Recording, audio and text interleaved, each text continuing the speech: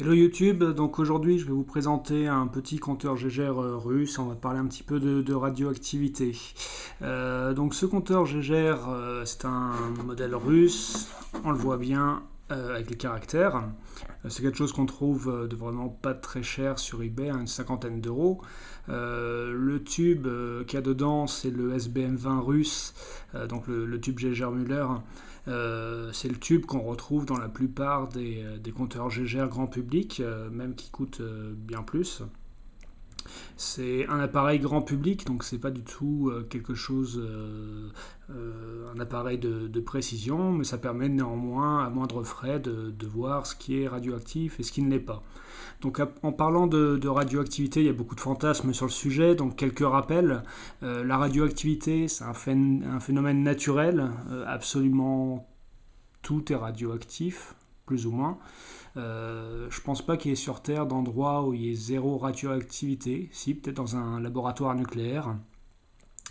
Voilà, c'est la radioactivité, elle vient à 70% de la nature elle-même. Donc soit il y a même le chiffre est de, je crois, 77%. Je dis des bêtises.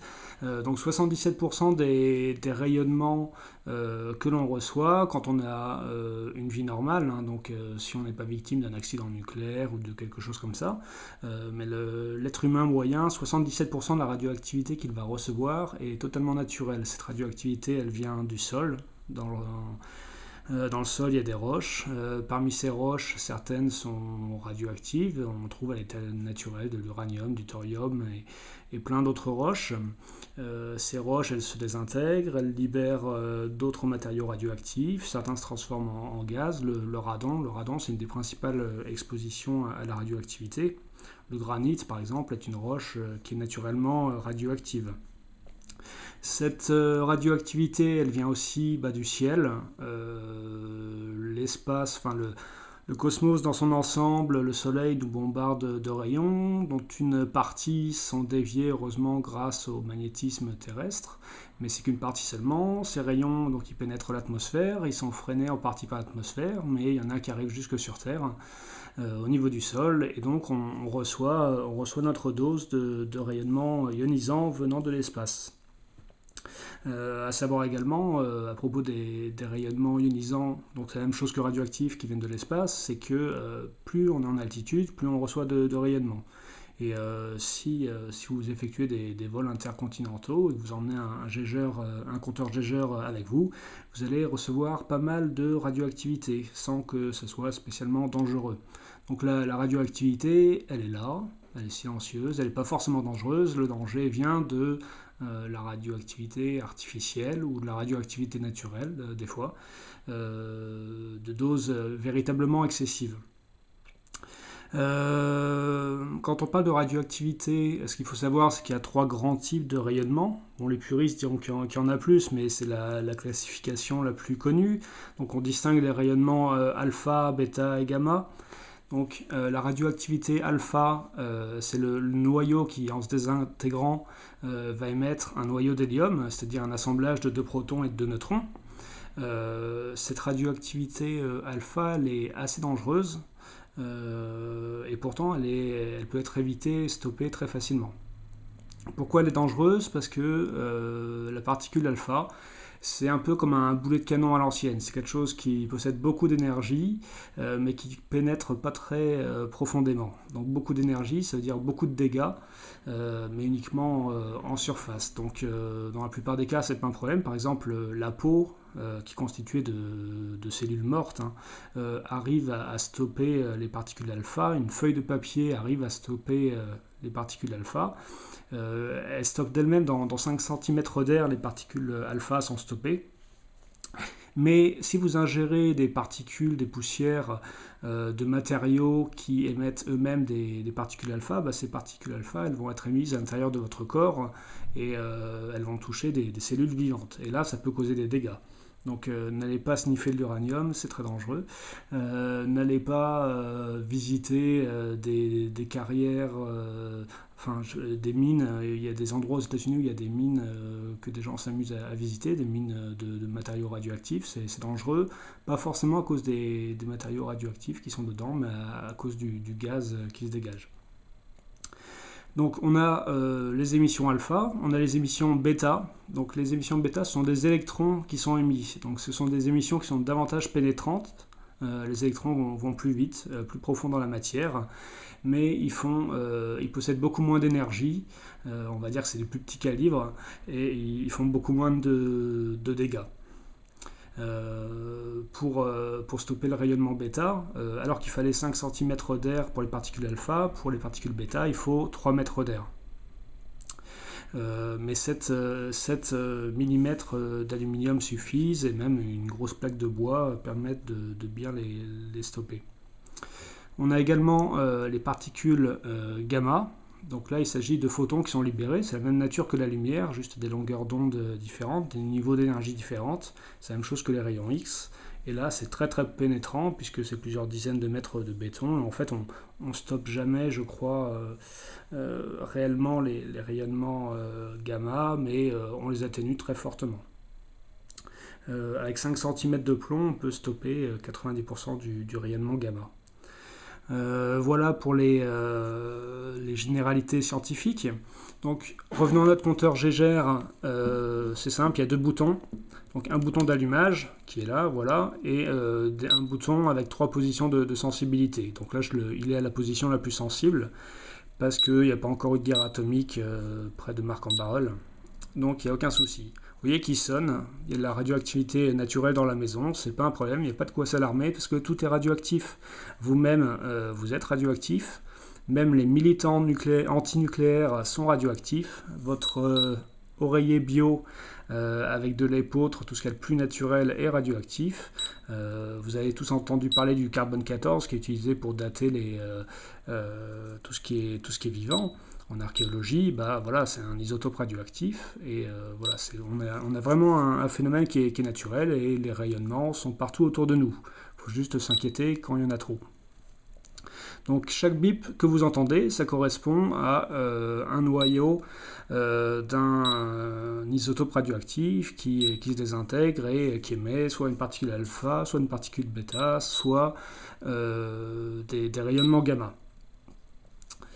Le tableau que vous voyez ici, c'est en fait un tableau pour mesurer le rayonnement reçu, mesuré en sieverts.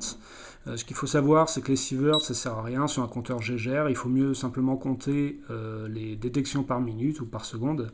Parce que les sieverts, en fait, leurs mesures, pour les mesurer précisément, il faut savoir ce que l'on mesure. Donc, un compteur Geiger comme ça ne mesure que les émissions, mais il n'y a pas moyen de discriminer si c'est du alpha, si c'est du bêta, si c'est du gamma et quelle énergie.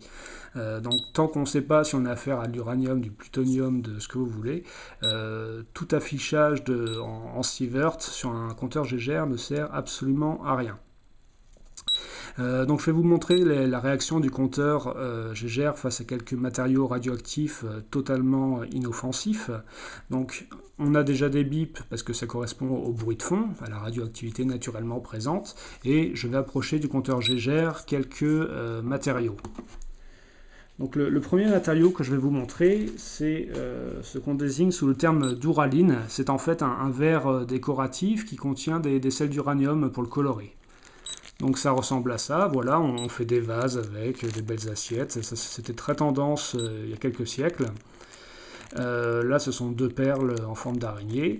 C'est un verre sympa puisqu'il a la propriété d'être luminescent quand il est exposé à des rayons ultraviolets. Vous voyez, on voit bien.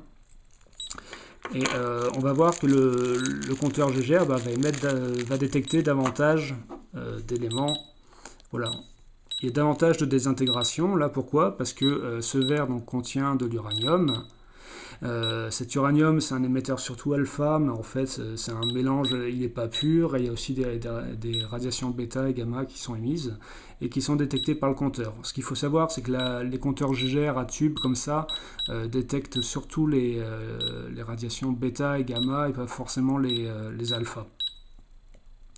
Donc on voit que le compte croît pas mal quand le tube est exposé à ces perles en ouraline. On parle aussi de Vaseline glass chez les anglo-saxons.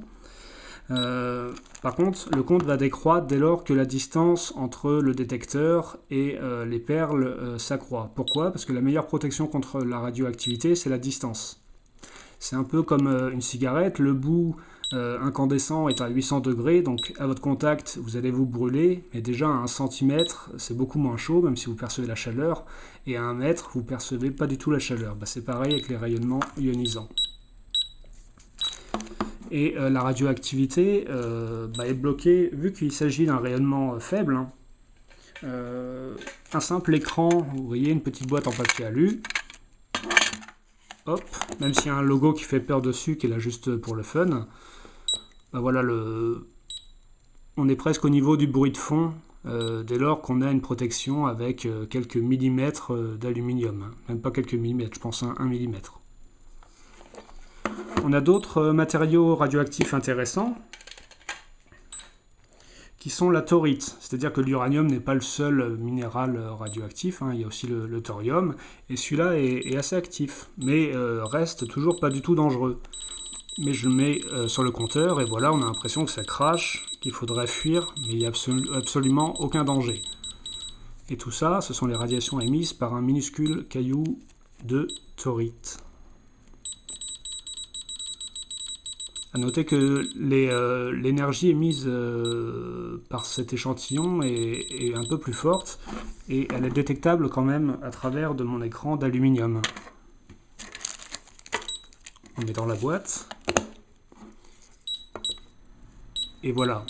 Il y a moins de détection qu'en contact direct, mais il y a quand même plus de détection que le niveau de fond.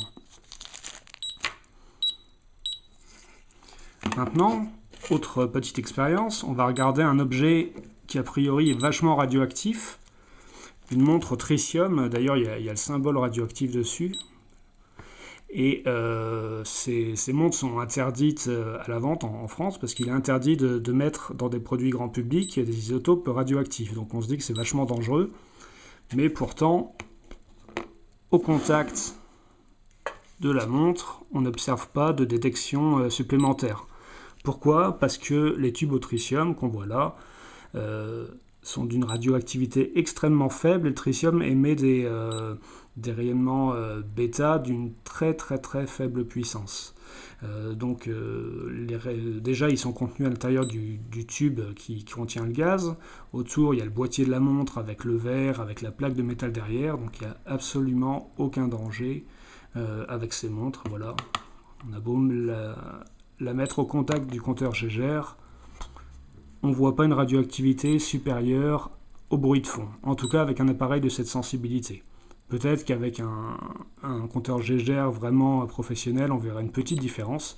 Ce qu'il faut savoir aussi, c'est que même si ça émet du bêta, et donc quelque chose de faible, des fois il peut y avoir des émissions gamma associées, parce qu'il y a un effet qui s'appelle Bremsstrahlung, je crois en allemand. Et en fait, quand une particule bêta tape dans le verre, ça peut émettre une radiation secondaire, un peu de gamma, mais rien d'affolant et absolument aucun danger. Voilà. J'espère que cette vidéo aura été intéressante. Je reste dispo pour répondre à vos questions. À bientôt.